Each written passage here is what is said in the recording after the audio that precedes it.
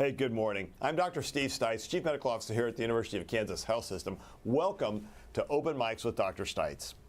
Today we're going to begin with an update on a carbon monoxide leak that brought patients to our health system yesterday. We treated 16 patients. 6 of them needed hyperbaric oxygen therapy. Now what this involves is using a highly pressurized chamber that pushes a higher concentration of oxygen into your lungs to force bad gases like carbon monoxide out of your lungs. To help explain what that is and carbon monoxide, we're joined by Dr. Steve Thornton. He's an emergency room physician and a certified toxicologist and the medical director of the Poison Control Center here at the University of Kansas Health System. Dr. Thornton, talk to us about what hyperbaric oxygen therapy is, what it does, how it worked, and how these 16 folks are doing. So it is exactly what you said. It's basically a method to deliver, if you want to think about it, massive amounts of oxygen by giving patients 100% oxygen under pressure. So it's like you're squeezing more oxygen into a space, if you want to think of it that way. And yes, what it does is basically get rid of every other gas, whether it's carbon monoxide, nitrogen, whatever it may be. So it's a useful tool also in other sort of problems like wounds and things of that nature, and that's where it's probably used more commonly. But it is certainly one of our treatment options for carbon monoxide poisoning, because carbon monoxide is really the perfect poison. You can't taste it, smell it, see it. The only way you know you're being poisoned is when you start having symptoms. And those symptoms affect the brain primarily, and actually can cause delayed symptoms. So folks can get poisoned, get a little bit better, and then later on begin to develop symptoms again. And that's what hyperbaric oxygen therapy is. That's why we do it, is to prevent that delayed effects. And it's our really our only treatment at this point that's been shown to help with those symptoms. So tell us about a couple of things. So first of all, you said it's a perfect poison. I said that makes it a really dangerous poison because there's no really way to know you're having it until you pass out, and then you don't really know it. Right, exactly. Its warning signs are basically, hey, I'm getting very sick, and passing out is a very common complication or sign of poisoning from carbon monoxide. Carbon monoxide is actually the #1 unintentional poisoning death in this country. Kills hundreds of people every year. It sends hundreds of thousands to emergency departments every year. So it's a huge deal. That's why we recommend every house have a carbon monoxide detector. So we got to get to that point. This is why you have a smoke detector, but also a carbon monoxide detector in your home. So how many of these hyperbaric chambers do we have? So we have 2. We're one of the larger. We're actually, the University of Kansas Health System is really the only 24-hour emergent hyperbaric chamber center in this area. So we're the ones who take care of situations like this. Exactly. So you mentioned there's this delayed effect of carbon monoxide. Tell us a little bit about that. So you start to get better, you get some oxygen, and then all of a sudden things begin to get worse. So what we've seen in studies of carbon monoxide is folks who get poisoned, who have symptoms like passing out, headache, they will get better with oxygen. They'll get better with removal from the source of the carbon monoxide. And then over maybe the next week or so, they start to feel the symptoms again, and they come back, and sometimes they're worse, sometimes they're less, but many times they're very, very debilitating. People talk about not being able to think right and personality changes. So they're very concerning symptoms, and people have often have done a lot of studies to try to figure out why this happens. We don't really know exactly why, we just know it does happen. But we do know that in studies, hyperbaric seems to kind of prevent that, kind of keep that from happening. So that's why hyperbarics is really the treatment, is a recommended treatment for carbon monoxide. So how long do people have to spend in these chambers? So it's a little longer than you think. So we actually recommend 3 treatments over 24 hours. So they're in the chamber for 3 hours, they come out, and then they go in for another 2 hours, and they come out and they go in for another 2 hours. So you're talking about 7 hours, 8 hours in these chambers. And when you're in the chamber, you're reading a book, watching TV, what's going on around you? Hopefully you have some Netflix series you want to catch up on, because yeah, you're doing a lot of watching TV, movies. You can't. There are very specific rules about what you can bring into the chamber, because as many people would surmise, a lot of oxygen, it creates a flammable environment. So you got to be very careful. That's why we have specially trained techs. We have guidelines, rules, very, very, very carefully controlled process. But yeah, hopefully you do have something you want to do some binge watching on, because you're going to have some time. So what you're really saying is that smoking a cigar while watching a replay of Super Bowl 57 is not the way to do it. Is that that would be highly inadvisable in a hyperbaric? Got it. Yes. Got it. Okay. So let's see if there's any reporters on the line with any questions about that. None. All right. And so today, Dr. Thornton, those patients are doing well so far, those 16 folks? All of them have gotten hyperbaric. The ones that needed hyperbarics have gotten it, and they are doing well. And right now, we're thinking everybody's going to do fine. Good. And this is one of the larger carbon monoxide outbreaks we've seen in a while. It's one of the biggest I've ever been involved in, yes. Yeah. Well, let's not do that again. I think it's highly unadvisable. I agree. I'm glad someone figured out, they were awake to what was going on, so those good folks could get to the right medical care. All right, Dr. Thornton, thank you very much. We appreciate you being with us on the program today. Now we're going to pivot. Yeah, we're going to pivot from carbon monoxide poisoning to pregnancy. And you think, how can those two things go together? Well, carbon monoxide was an important story this morning we wanted to talk to you about because we want to make sure you know about the danger of carbon monoxide.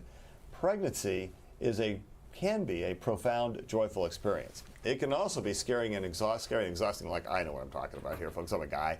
But far too often in this country, it's deadly. And today, we're going to explore America's problems of maternal and infant mortality. There are especially problems around this rooted, though, in racism, and what that means about our conversation today. This conversation must be honest, empathetic, focused on understanding why African Americans experience so many more challenges around this moment that should be full of joy and laughter, and instead can be full of some pain and sorrow. So joining us today is Dr. Charlotte Smith, who is the Director of Birth Equity for the Department of Obstetrics and Gynecology here at the University of Kansas Medical Center and Health System. She's also the founder and director of the Kansas Birth Equity Network. She's the co-founder of Kansas Sisters and Brothers for Healthy Infants. You're like a founder. founder. We also have two of our OBGYNs from the health system, Dr. Carrie Winnicke, the chair of obstetrics and gynecology here at KU Med, and Dr. Angela Martin, the medical director of labor and delivery, maternal fetal medicine specialist, and a high-risk pregnancy physician, is also here with us this morning. Good morning. This is a team. This is the A-team here today. Importantly, we're also going to be hearing from Hannah Bird, who just gave birth to her son Atlas here at our health system back in December.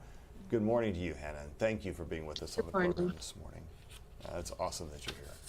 Hey, the statistics of maternal death in this country, they're trending in the wrong direction. The newest CDC data show that how the COVID pandemic made things worse. This graph shows the overall maternal mortality from 2018 to 2021, and it's getting worse every year. And to be clear, it's getting worse even before the pandemic. Had a really big jump, though, in 2021. Here's what happens when you break down the data by race. Deaths are 2 to 3 times more common in black women compared to white women. That is not acceptable. Dr. Smith, we're going to start with you with this big question. Talk to us about why this disparity exists. Well, that is a big question. I think the disparity exists mainly because of racism, and when we talk about racism, we talk about it in a systemic way, how there are policies and procedures in place that were built to oppress a certain people, right? And so we're not just talking about individualized racism, we're talking about systemic racism and the things that happen. And when we look at racism, what's happening is we hear a lot of women say, I'm not heard when I go to the doctor, they don't listen to me, they don't follow my plans. And the reality is sometimes that is not just in the hands of the physician. We hear people talk about problems at the front desk, but this is also in the hands of how our systems work, our HMOs, how health insurance works. And so the reality of that is that when we are impacted by this racism, and black people deal with this every day, and so it causes stress. My friend Dr. Tracy Johnson likes to talk about weathering. When we talk about racism, what happens is racism impacts the black body, which causes stress, and that leads to weathering. And what weathering is, in an analogy, is a Jenga game. So with black people, if you play Jenga, there's little pieces you put together, right? And so every day, there's little pieces of racism that happens in your life, whether you're stopped by police, or you go to the grocery store and someone follows you, or you're in your community and someone calls the police on you, or someone mistreats you. There's little things that happen. And if you pull one piece, just like in a Jenga game, then that person falls apart. And that's what happens with the black body when we experience racism over time. Because we see that black women, regardless of their education, regardless of their incomes, regardless of where they live, regardless of the fact that they go to seek prenatal care in the first trimester, they still have worse outcomes than white, Asian, and Hispanic women who are poor, who never finish high school, who seek prenatal care either late or no prenatal care. And so the reality is it is the stress of the body on the woman's body. And so we see that most of the maternal mortality is contributed to cardiovascular disease, directly linked to stress on the body, right? We also see that most of this maternal mortality that we're seeing today is directly linked to postpartum depression, which is depression is stress and anxiety that happens in the postpartum period. And so that is linked to whether or not women are able to seek care within that time, or if it's just a stressful situation. And so we don't talk about traumatic issues that happen when people are in the hospital, and we don't give them care for those issues. So we have to make sure that we're looking at it from all factors. But it's definitely related to systemic racism that happens in our society. Thank you. That's a great explanation. And so I think this point about socioeconomic status, so some people say, well, it's just about money. It's not just about money. No. Talk to us a little bit more about how that data can show that. Yeah, so socioeconomic status is definitely, money is a part of that whether you have money, but it's about your education, it's about where you live, it's about where you work, play, and live, right? And so it's your surrounding areas, it's also your social environment, whether or not you have social support. So in the place that you live, if there is support for you and your family, right? And so that is your socioeconomic status is centered around like where you live, what schools your children attend, what grocery store you can go to, whether or not there's the ability to walk in your community, right? Where you live determines a lot about your health. Then we talk about where you play. Are there parks in your community? Are you able to get to certain things? So if your socioeconomic status is low, do you have a vehicle? Transportation in Kansas is not that easy to take a bus somewhere, right? And so, and then where you work is whether or not you have health insurance. We do not have Medicaid expansion. So whether or not you have health insurance in our state, whether or not you have a job that supports leave. So whether you can have maternal leave and paternal leave, whether or not you can take off from work when your children have an issue in school, right? Whether or not you can breastfeed at work. We talk about breastfeeding and how that is a contributing factor to having a healthy infant and a mother-child bond, right? So, but whether or not you can do that is determined by your socioeconomic status. Yeah, it is. There's so much of this and so many layers to it. But I loved that analogy. And you don't want to compare racism to the Jenga game, but your point is that how it happens every single moment of every single day and in so many different ways. And it just feels oppressive in its explanation because it is oppressive. Yeah. Dr. Winicky, what do you teach future OBGYNs about this problem, and how do you deal with it from a standpoint of being a chair of a department where you're trying to teach all these learners? Well, I think that, I look back now it seems moons ago, and I don't think this was brought up in our training when I went through residency. It wasn't right? in medicine either. And it wasn't probably even in medical school either. Yeah. So I think the biggest thing is that we are open to talk about it, and we realize that there's a problem. And so we talk about it openly. And so we've addressed it in a couple different ways. And that is just we do things like, so a grand rounds or an M&M. We specifically look at issues of cases that are related to racism and talk exactly how those sort of, situations affected care. We have started a program in our department that Dr. Smith co-leads called BEST, so Birth Equity Scholar Track. So we take a group of really committed residents across different departments that are going to go through a 1 to 2 year long program looking at our community and racism and bias and working to form those partnerships and relationships. When we look at our outcome data, we look at race disparities here at our own health system. But I think really the big thing is that there's a problem, and we aren't afraid to say that out loud, and we're working through ways to try to address it.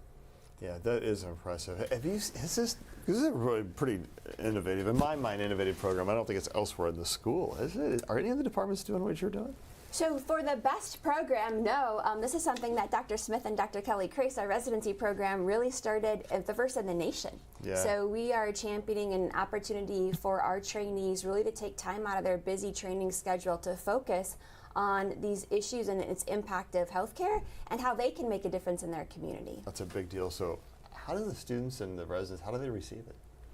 Oh, the students receive it very well. Like, the students are excited that they get, taking their time to really learn about the different factors that are related to these maternal outcomes. So they're not just learning about research and the data and the questions, they're learning about policy. So the students were so excited about policy. They want more. They want to learn more about policy and how policy works and how it impacts health. They're excited about the opportunity they get to spend 40 hours this summer working with an organization that works on Black maternal and child health in our community, to build that collaboration, to build that partnership. And they're excited that we meet monthly, and this is actually funded by the OBGYN department. There's no funding for this program, so Dr. Winicky is funding it out of her chair's fund, but that reality that the department is investing in it, the students are excited, and when we meet on a monthly basis to talk about different topics, they're there, they're asking questions, they're ready to do their research projects, and they're excited about the opportunities of building more collaboration with the community. Yeah, that's a big deal. I'm glad you're here to do that. So Dr. Martin, what are we doing for patients here at the health system to help overcome some of the things that Dr. Smith has outlined for us? Yeah. So first, as Dr. Winicky alluded to, we're not afraid to look at ourselves. So we address our own implicit bias. We provide implicit bias training for all faculty and staff that are involved in labor and delivery, anti-racism training. We also hired a director of birth equity to help us through this, which I think is really unique and really important. We also created an OB quality committee, so we meet once a month and we look at various benchmarks and outcomes, and we see if there's certain patterns or trends, ways that we can incorporate appropriate policies and procedures to keep patients safe.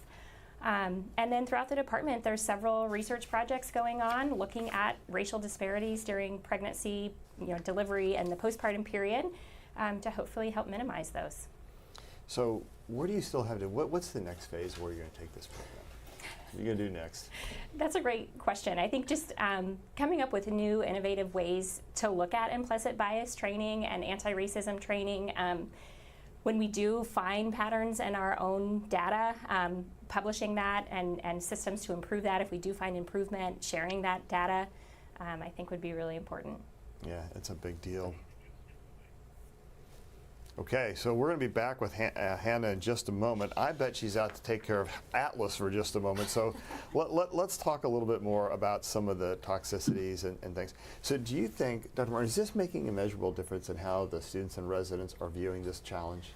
Yeah, I think it is making a measurable difference in how they view these challenges, because a lot of the information that they're getting because of the BEST program is information that they would not have gotten throughout their medical training. They're not really getting the information that talks about racism and how it impacts the outcomes, or the history of African Americans and how that has been contributed to the outcomes, right? They're not looking at, in their medical curriculum, they're not looking at policies and how policies are basically put in place to oppress a certain group of people, or the political game around reproductive rights. They're not getting that in their curriculum. So I think it definitely changes the way they see these outcomes and what they feel impact the outcomes. This is not just one thing. We only focus on healthcare, but there's so many different factors that go into play when we look at maternal outcomes. Yeah, that's a big deal. Okay, Hannah, welcome back to our program. I say welcome back. Welcome to the program.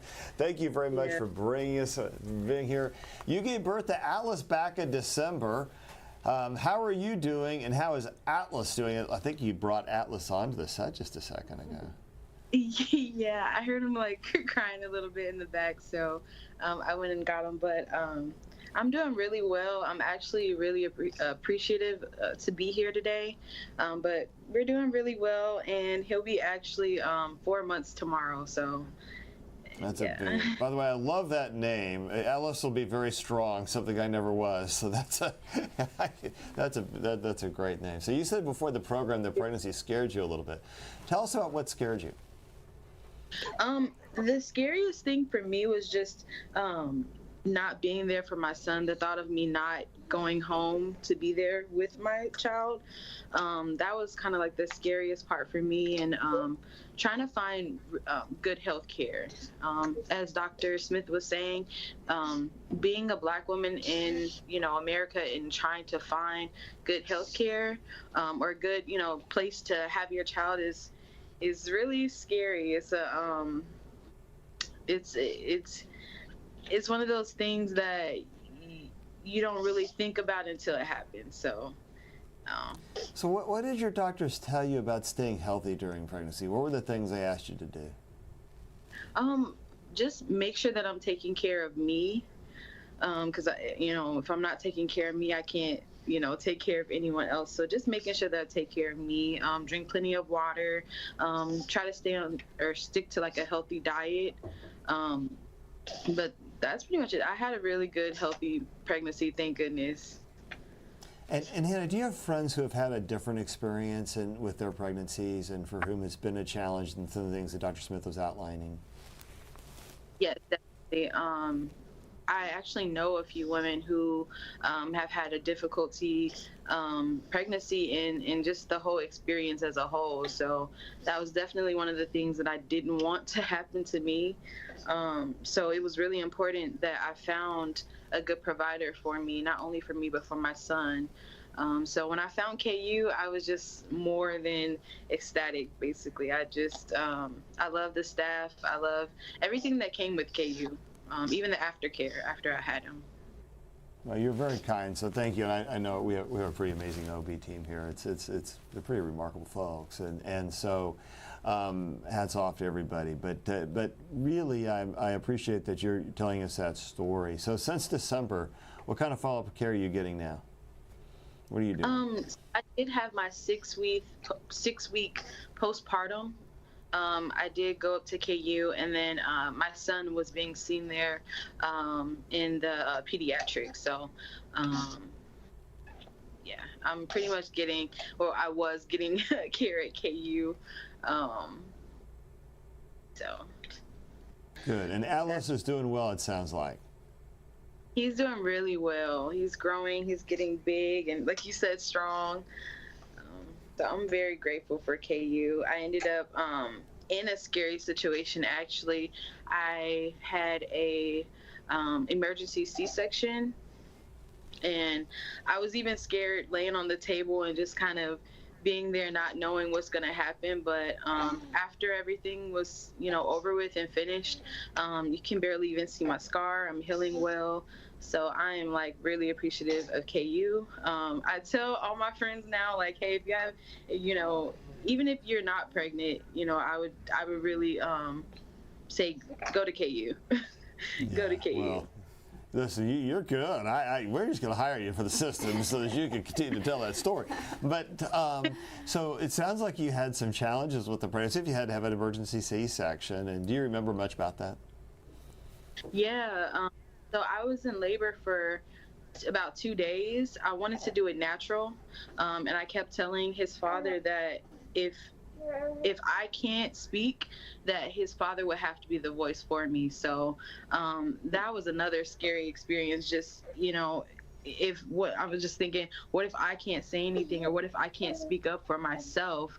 I would need someone to speak up for me. So I was telling his father before I went in, like, hey, if anything happens, you have to be the voice for me.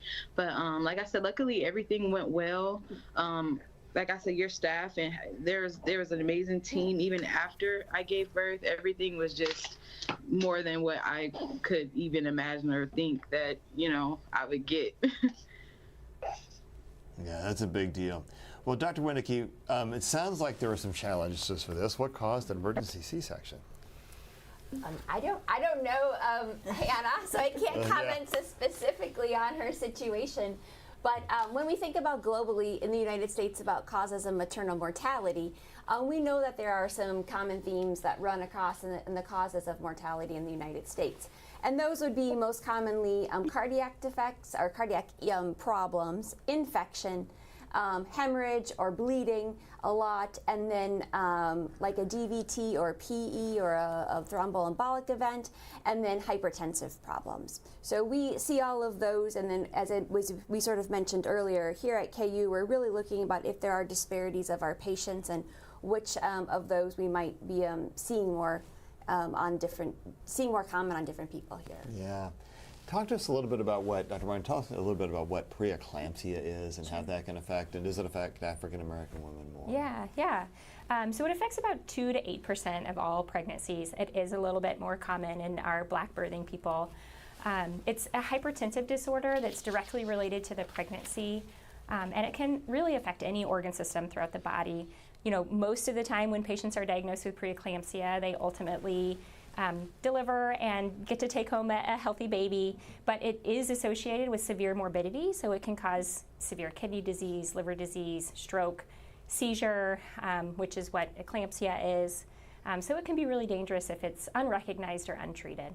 Yeah, it's something we want to make sure people get close care of. And another reason where if there are ways you can't seek care that you outlined, Dr. Martin, those are, I did that twice today. I cannot get the Martin Smith thing right. And I even worked out today. Usually I'm pretty sharp. Okay, Dr. Martin's amazing, so I can. That's all good. So, but you mentioned some of those obstructions. So if something like preeclampsia is sneaking up on somebody, you're not getting follow-up care, it's going to be hard to know and get that treatment. Right. Yeah, there's postpartum preeclampsia as well, and so if you don't have, luckily we have an extension of Medicaid up to 12 months after, but if you don't have Medicaid expansion, your last appointment is between that 6 to 8 week period. And a lot of times what we see in the literature, of course you'll have to ask the physicians, is that postpartum preeclampsia is diagnosed after that, and so women are not able to seek the care that they need. Dr. Martin, follow up with that. Yeah, so there are certainly problems that can occur in the postpartum period, and that's why, you know, postpartum follow-up is really important, and certainly expanding Medicaid here in Kansas would be really important to reduce maternal morbidity and mortality for sure. Yeah, I think we would all agree that that would be a really important step to try and improve the health care of Kansans, is just making sure they can actually have access to health care with Medicaid expansion. All right, so then there's the whole mental health side. What do you guys, talk to us a little bit about that, about moms and postpartum depression and anxiety. Who wants to start with that? Well, pregnancy and postpartum is a scary time. It's for a lot of people, they haven't experienced this before. They're taking care of another individual. You're tired, all of these things, and we really do see a lot of changes in mood during pregnancy and postpartum. That can actually lead to mortality issues as well. So, and we do know there's disparities of our Black women and other individuals that we see. So we are trying, during the course of the pregnancy, we ask a series of questions, and we try to really identify patients that might be more at risk, and help them and give them more tools, etc. And then we also here at KU have started a maternal mental health clinic, specifically to get patients in that are expressing concerns, or we hear about concerns, to address this, because it is a big problem. You know, just to say, I remember very well having a newborn, and I thought to myself, oh my God, this is the most stressful thing in life. And then we had two that were 26 months apart. I do not know how people with twins do it. I can't imagine. Triplets, it's out of the park. I don't. How does that happen? Because you're sleep deprived. Both these young children need you so much, and it's just hard. Hannah, are you getting any sleep at night right now? Hey, there's Atlas. Show us Atlas. Hi, Atlas. Awesome. Atlas. You looking at your mama. I like that. So, Anna, talk to us a bit. Are you getting any sleep? We're currently not getting any sleep, but it's honestly worth it for him, and just watching him grow and learn and everything. So it's worth it. Yeah, my wife and I. So my wife was breastfed for the first year for each child, and so she would feed, but it was my job to take them out of the bed, change the diapers, whatever, and then she would breastfeed the night to come. And so we had that thing down every 3 hours. And I'd like to say we're used to that by being a physician, you're on call a lot. But in that case, it's nothing like having a baby at home. That is just the most maximum stress you feel, I think. All right, so Dr. Martin, we want to talk a little bit about suicide and overdose deaths also being a factor. Talk to us a little bit about some of that I know you got involved in. Yeah. So Dr. Winicki alluded to the fact that mental health can be tied into maternal mortality, and so it's really important that we screen women for postpartum depression and risk of suicide. And we have implemented several policies here at KU for screening and hopes of catching those women and reducing maternal mortality from that cause. But yeah, it's definitely something to consider. And we focus a lot on maternal death. What other complications are out there from pregnancy? I know we talked about preeclampsia and eclampsia, but what else do we have to be nervous about? Yeah, that's a great question. So, maternal mortality is kind of the tip of the iceberg. Underneath that is a lot of stuff. Maternal morbidity, and certainly when a woman suffers from a severe maternal morbidity, it affects the whole family and can be really dangerous for her. The same things that can cause maternal mortality cause severe maternal morbidity. So the things Dr. Winicki mentioned, postpartum hemorrhage, obstetric hemorrhage of any cause, cardiovascular disease, hypertensive disorders, cardiac diseases, pregnancy-related infections are some examples.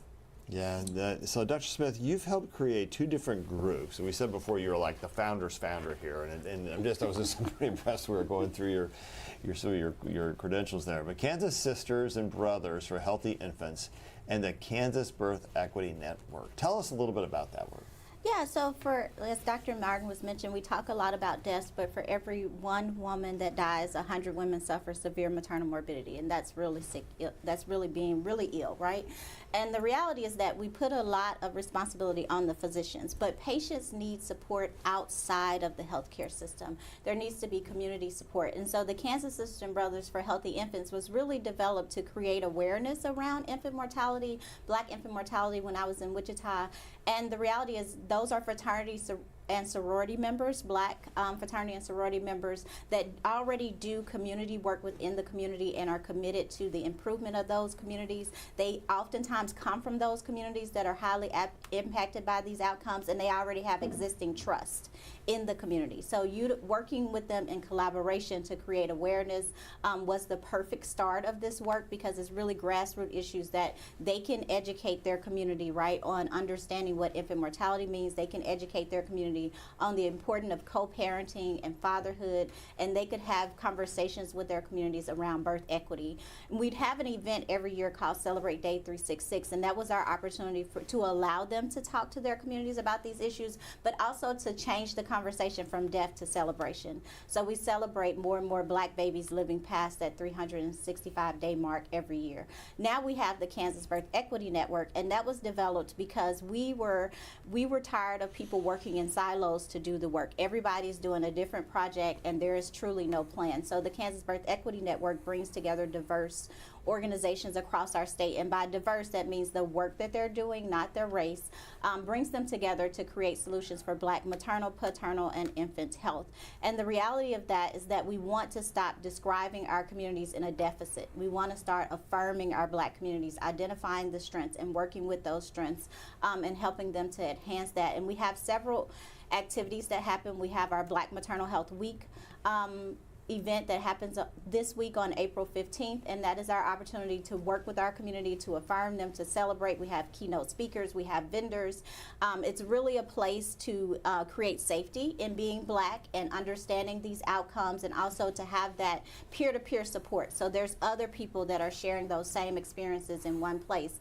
So we have that, and we also have our Birth Equity Summit, which is another opportunity for us to come together and talk about birth equity. But one thing that I would like to highlight is the Kansas Birth Equity Network has a pot of funding that from Healthy Blue, where we will be funding community projects around our research agenda. So it's the opportunity for us to fund the community to do some of the work, to provide more services and more support to Black women in our community. We have a parent support group that meets virtually every week on Wednesday, so parents can come together and talk about any issues that they're having with a doula, and she's also trained to be a midwife, so we work closely with our community to provide these resources. We also partner to have a Black Dads gathering, which is once a month. It's called Dope Black Dads, so when you talk about dads, you got to talk about them being dope.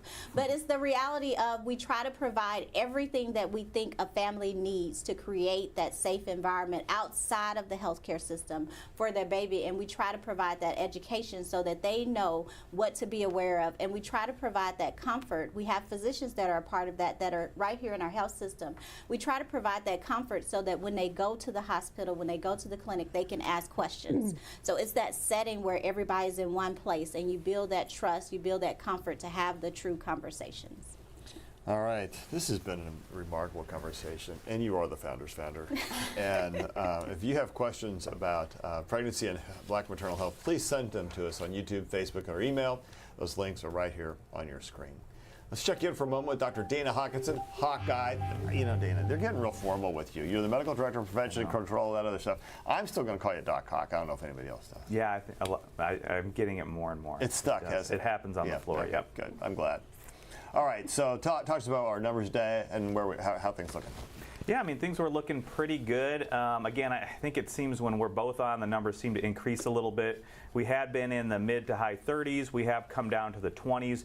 Right now, we have 22 active infections, so 44 total, but 22 active, 3 in the ICU, and 0 on the ventilator. You know, Hawk, finally we're tracking to the national data, right? For a long time, we hung in those 40s Yes. and 50s, and now to know that we're down in the 20s and even the low 20s, that's awesome. Let's just hope it stays. You know, we're going into, this is the good time of the year. Yeah. There's no question in my mind, at least right now, that COVID has a little bit of a seasonal variance pattern. I think it's just linked to inside-outside a lot. You know, I think that's right, and I think initially we just saw it circulating all the time. I think we are developing more of a seasonality, but I still think there will be higher rates of circulation of this virus, SARS-CoV-2, compared to influenza and maybe other cold viruses. But I think we are getting into a seasonality, and was just looking at a report, MMWR by CDC, talking about the seasonality of RSV. So even that seasonality, which normally was happening on a regular basis, seemed to get out of whack during the pandemic, but it seems to be going back to that as well now too. So last week, researchers at the Chinese CDC, or its equivalent, finally published some of their data. Yeah. What do you think about that? So this was originally the those sequences that were published on a public database. They were identified by another research group. At that point, the Chinese group had taken them off, but not before they could be downloaded and then sequenced. And what this showed was that there was a significant amount of other animals in these genetic sequences that were also aligned or maybe associated with the virus. This is more data and information to help support the fact that the pandemic started with a natural spillover event, probably multiple spillover events. That is not necessarily the conclusion that the Chinese authors came to, but that is continued to be supported by most of the other research community around the world. There is a good critique of this article on This Week in Virology or TWIV. It's a podcast. I would encourage everybody to go listen to it. But again, the bulk of the data continues to support that this was multiple spillover events that occurred probably at the Wuhan market there, where they were selling live animals, rather than other theories such as the lab leak theory. There's also one China continues to support, which is it came over in their cold chain, so in frozen food products, but there's really no data or evidence to support that. Also, we know that the FBI and the Department of Energy, I believe, has come out with saying that there is a possibility of the lab leak, but again, that is a low confidence, and even from what I understand, those two stories are conflicting. So the best data that we have available to the scientists and people who study this continue to support the natural spillover event for the origin of the pandemic. And just say other pandemics, long before we had the ability to do cellular research, occurred as a spillover event from animals. And so it's not like a new thing that just happened. Yeah, I mean, have you heard of SARS-1? That happened in the early 2000s. That was a very good example as well. So there have been other critiques and reviews about data to support the spillover events, the natural origin. I would encourage people to kind of go look at those rather than succumb to conspiracy theories at this point and things that are right now unsupported by the data that's available to the public and the other scientists around the world. Yeah. All right. Let's turn now to Alexis. Alexis, what kind of questions are we getting out there today? We have so many great questions, Dr. Stites, and we have some great comments. So I want to start with Yen Liang, who has a question about amniotic fluid embolism. Yen would like to know if it's still a significant cause of maternal mortality, and are there any effective ways to prevent it in the U.S.? Dr. Martin? Yeah, that's a great question. I got the Martin Smith thing right this time. I just want to point that out this time. Yeah, that's a great question. So amniotic fluid embolism is fortunately very, very, very rare. But when it does happen, it can be catastrophic. So the mortality rate when it does occur is very high, but it's a rare event to begin with, which is great. It's unpredictable, it's unpreventable when it does happen, unfortunately. So. Not really great ways to prevent it. No. Unfortunately, most people do survive it. There are a few that don't, and we work together a lot. In my history here as an ICU doctor with our terrific OB folks. So, all right, Alexis. Jeremy Yenser has a question. Jeremy wants to know, what's the biggest challenge you're seeing in all of this? Convincing people that this actually is the reality, or getting people and organizations to act on that reality? Oh, that's a great. Okay, so how are you doing with the convincing of the reality of Smith?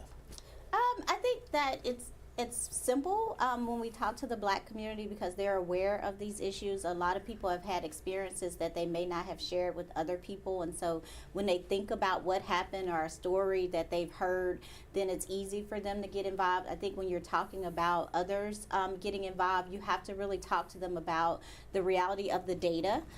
What you got to share the lived experiences, because some people turn a deaf ear to the data. So you got to share the lived experience with them. But I think most importantly, the main challenge we have is getting people to support the fact that we really need to focus on Black families first, because they are the ones with the most disparities. A lot of times we have people say, well, what about this population? And my answer is that we will focus on the Black families until those disparities improve, and then we'll focus on others. But there are many of organizations that focus on others, and so I tell them, come to the table with us, because when Black women thrive, we all thrive, right? When one group is healthy, we're all healthy, and so once we focus on those disparities, we're able to do better.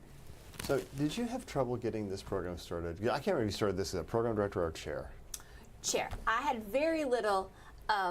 It was all Dr. Smith and Dr. Crace. That this was all of their idea. I just agreed and supported, but I will not take any credit for this. This is really these two amazing women's ideas. Kind and appreciative. But what about, did you have pushback from the school or any other? Did anybody say, what are you doing this? What?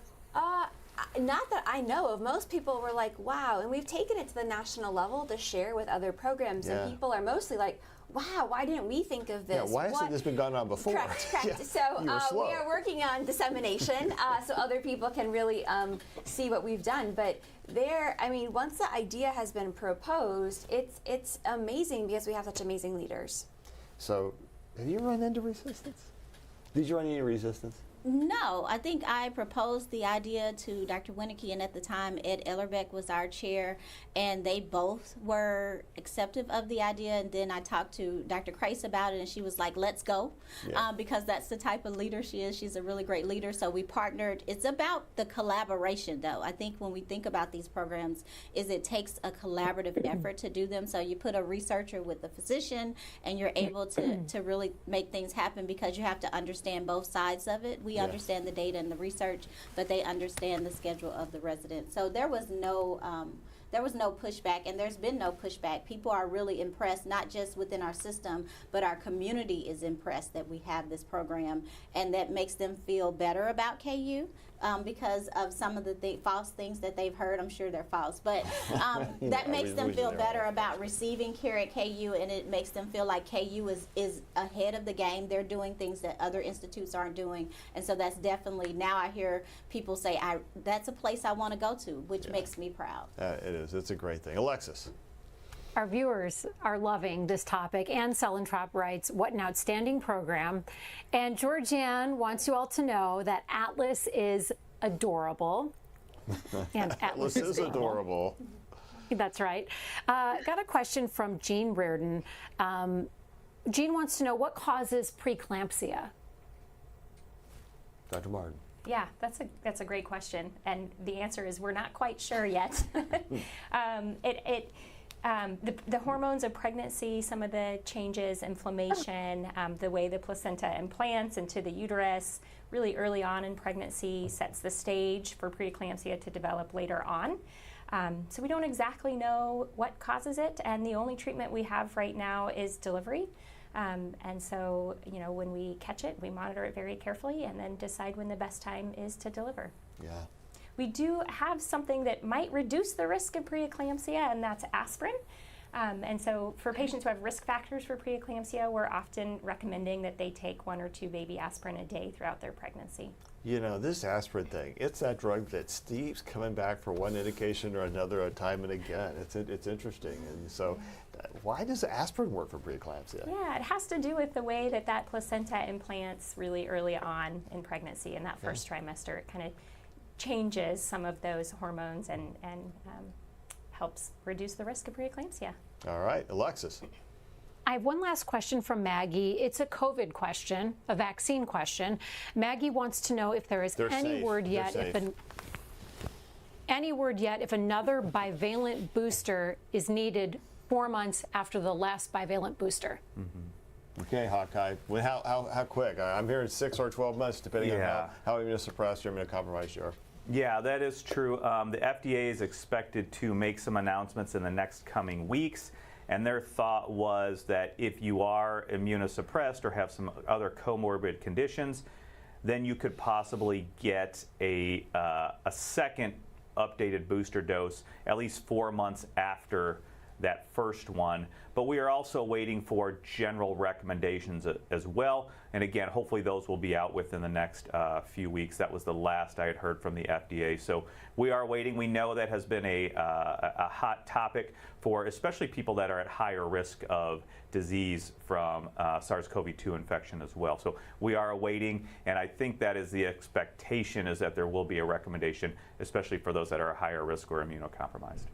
All right, this has been just a remarkable program. I love it. First of all, I want to say thank you to Hannah and Atlas. Now, can Atlas wave? Because I want to wave to Atlas. He looks pretty cool there. Yes. There you go. All right, brother. Say hi. I like it. Oh, there you go. He's doing what babies do. Excellent. Hi, Atlas. You'll remember this day forever, Atlas, or not. Hannah, final thoughts about the program today. Honestly, I'm just really grateful that you all had me today and that we could talk about a touchy topic that needed to be addressed. And I hope that, in the future, more Black women do turn to KU and just know that they'll get the best treatment and care. So that's pretty much all I wanted to say. Well, thank you. You've been great, and Atlas is awesome. So thank you for being with us this morning. It's really nice of you to share your morning with us. Dr. Martin, final thought. Yeah, I feel really fortunate that I'm in a department that takes this seriously and does the hard work of looking at our own biases. And I look forward to continuing to work on health disparities in our own department moving forward. Yeah, excellent. Dr. Winicki. Well, I think it's, coming back to thank you for bringing up this topic today, for allowing us to talk about some things that aren't easy to talk about, and it's only through talking and acknowledging that will make a difference going forward. Yeah, no, I agree. It's about the conversation. And Dr. Smith, man, founder, you're in the conversation. Well, I want to thank you for allowing us to come on and talk about this issue that's very sensitive, but near and dear to our hearts, because we know that we have to address it. And those who want to get involved, I say, if you're concerned about this issue and you want to make sure that mom, dad, the family, and the baby gets to celebrate the baby's first birthday, then get involved. Come out on Saturday. We'll be at Memorial Hall from 11 to 1 for our Black Maternal Health Week event. We have a proclamation from the governor and a video about this being Black Maternal Health Week nationally and for the state of Kansas. And get involved in the Kansas Birth Equity Network. We'd love to have you. We're here to make sure that Black moms and Black dads and Black families, with whatever the structure is, and Black babies survive this reality and are healthy. And I'm grateful to work for a university that allows me to do the work, not just within these four walls, but out in the community. Yeah, and that's awesome work. Doc Hawk. Yeah, not much more to say other than I think we just probably need to end with some more cuteness overload and just putting Atlas back up there. I think that'll be best. This is the best. A great program this morning, and I just want to say thanks to all of our guests and for all the great work that they've done and the great work that moms do, as Hannah shows us every day. Thank you. Alexis.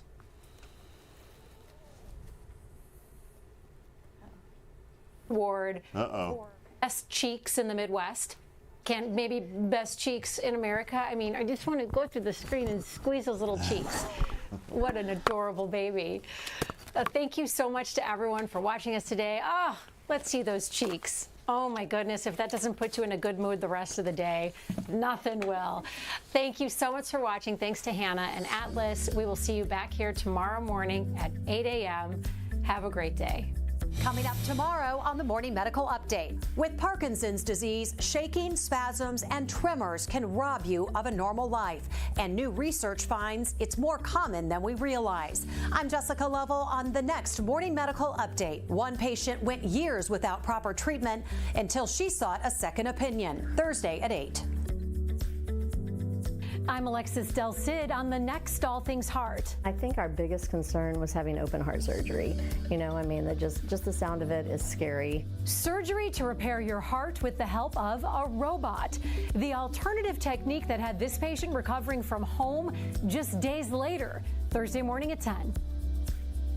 Subscribe to our Morning Medical Update and Open Mics with Dr. Stites podcasts. Now, everywhere podcasts are available.